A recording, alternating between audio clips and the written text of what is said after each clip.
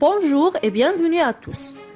Toujours dans le cadre de l'étude du module 3, lire un roman à thèse, Le dernier jour d'un condamné de Victor Hugo, on vous propose pour cette séance une activité d'analyse de texte concernant le chapitre 23 de cette œuvre. On vous rappelle qu'il faut bien lire le chapitre et expliquer les mots difficiles pour mieux le comprendre et suivre l'analyse qu'on vous propose. Vous allez trouver dans ce cours le contenu suivant. On commence d'abord par une identification du texte, puis une situation du passage, ensuite une situation d'énonciation, pour enchaîner par la suite sur les axes de lecture et finir par une synthèse. Alors soyez attentifs et suivez bien, et que le cours commence. Commençons d'abord par une identification du texte. Pour cela, on identifie d'abord la source. Alors ce texte est extrait du Dernier jour d'un condamné, paru en 1829. Son auteur c'est Victor Hugo, né en 1802 et décédé en 1885. Son genre est un roman à thèse puisqu'il défend l'abolition de la peine de mort. Son type est narratif descriptif. Passons maintenant à la situation du passage. Ce passage est le chapitre 23 de l'œuvre et se situe après le transfert du condamné de Bicêtre à la conciergerie. Dans ce passage, le condamné se trouve dans une cellule avec un frioche qui se met à lui raconter son histoire. Alors pour arriver à cette situation du passage, nous avons passé d'abord par la contextualisation, c'est-à-dire où se situe le texte par rapport à l'œuvre. Ce passage est bien sûr le chapitre 23 du roman à thèse Le dernier jour d'un condamné de l'écrivain français Victor Hugo. Puis nous avons fait un rappel des événements précédents. Le condamné dans le chapitre précédent a été transféré de Bicêtre à la conciergerie en compagnie de 5 gendarmes, de l'huissier et du prêtre. Puis nous avons annoncé les événements de ce chapitre. Dans ce passage, le condamné se trouve dans une cellule avec un frioche qui se met à lui raconter son histoire. Pour la situation de l'énonciation, on se trouve ici devant une double énonciation, car nous avons deux récits, celui du condamné et celui du frioche, c'est-à-dire nous avons deux situations d'énonciation. Dans la première, celui qui parle, c'est le condamné. Il parle à lui-même, toujours dans le monologue intérieur. Il parle de sa rencontre avec le frioche. Le lieu, c'est la conciergerie. Le temps, c'est le jour de son exécution. Le but de cette énonciation, c'est plaider contre la peine de la mort.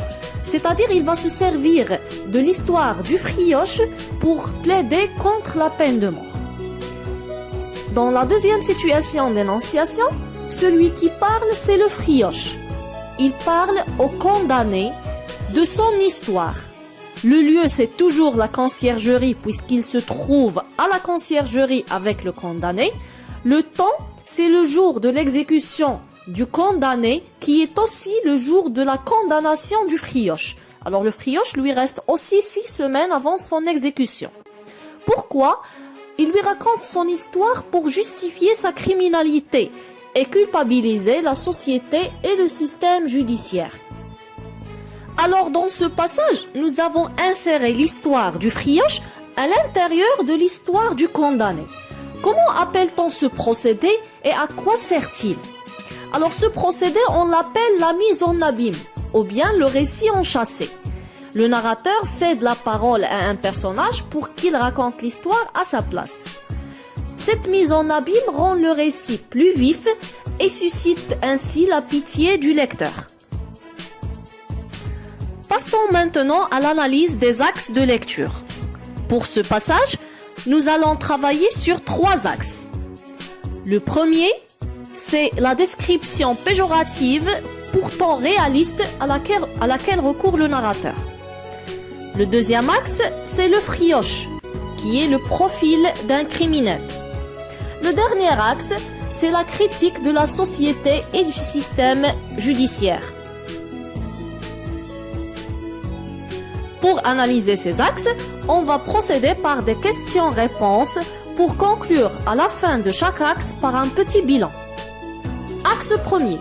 Une description péjorative pourtant réaliste. Première question. Quelle est l'impression qui se dégage de la description de la conciergerie? Il faut bien sûr justifier. Alors l'impression qui se dégage, c'est une impression de honte, comme si on se cache pour pratiquer ce genre de sanctions.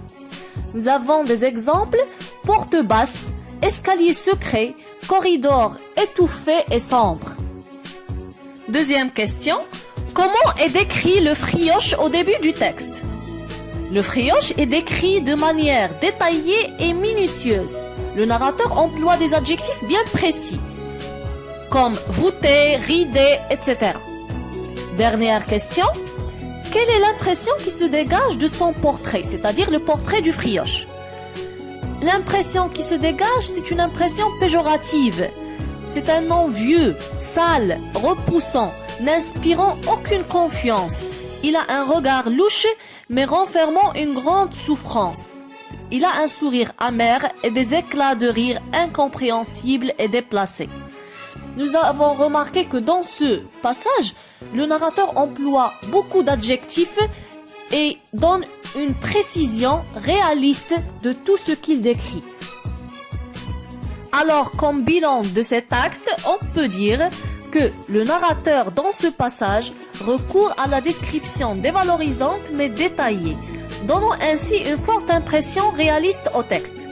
Aussi, le portrait du frioche s'oppose de façon flagrante à celui du condamné, qui non seulement repousse l'amitié du frioche, mais aussi ressent de l'horreur et du dégoût envers ce dernier. Deuxième axe, le frioche, un profil d'un criminel. D'abord, quel est le registre de langue employé dans les propos du frioche? On cherche le niveau de langue. Ne confondez pas avec les registres littéraires. Et pourquoi ce registre est-il employé? Le registre dont on parle dans ces propos, c'est le registre familier. Il est employé pour représenter le statut social et culturel du frioche qui n'a jamais accédé à l'école. Ensuite, quelle est la figure de style employée dans la phrase « rire amer » et quel est son effet? Il s'agit de l'oxymore. Elle met en relief la contradiction des sentiments du personnage, c'est-à-dire l'indifférence et la souffrance. Aussi, quelle est la figure de style employée dans la phrase « j'avais de beaux sentiments sous mes guenilles » et qu'est-ce qu'elle cherche à montrer? Il s'agit ici d'une antithèse.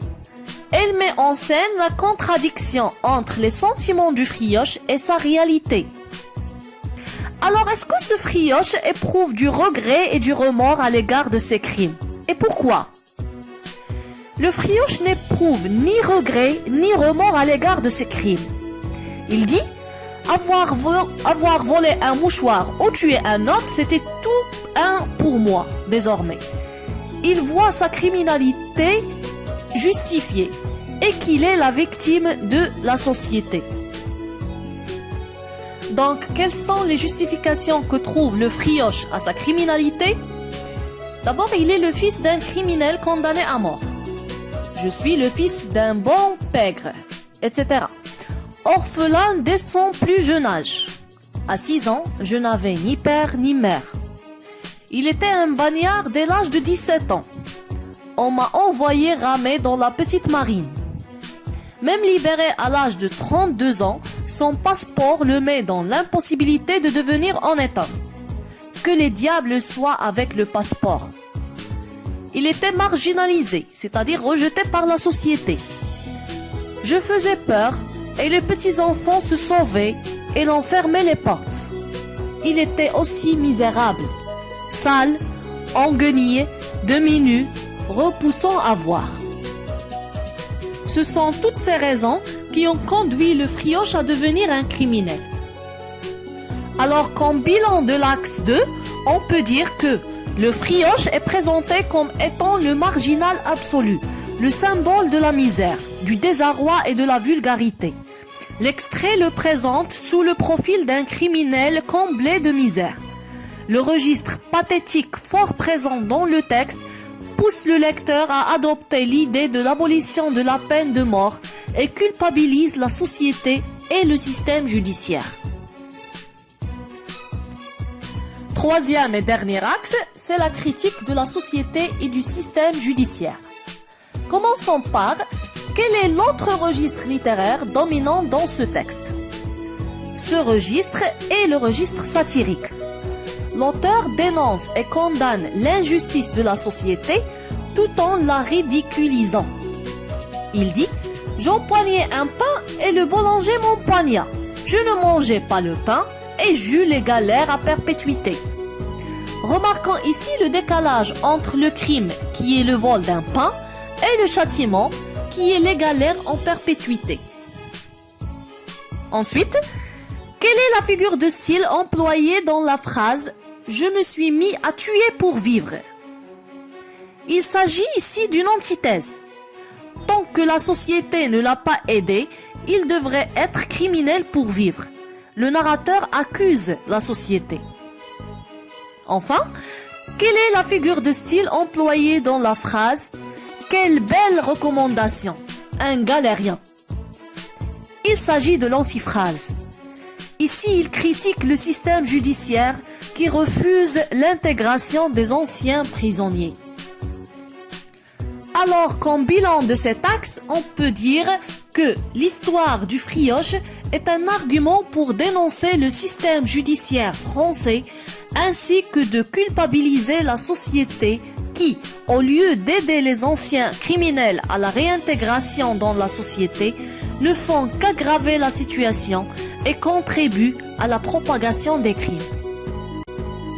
Alors, pour conclure comme synthèse, on peut dire que Victor Hugo nous confronte dans ce passage à un personnage misérable, ayant souffert l'injustice du système judiciaire et de la société. Le récit du Frioche est un argument très fort pour défendre la thèse de l'abolition de la peine de mort. Et voilà, c'est la fin de notre cours. J'espère qu'il vous a été utile. On vous donne rendez-vous dans un prochain cours. À bientôt. Au revoir.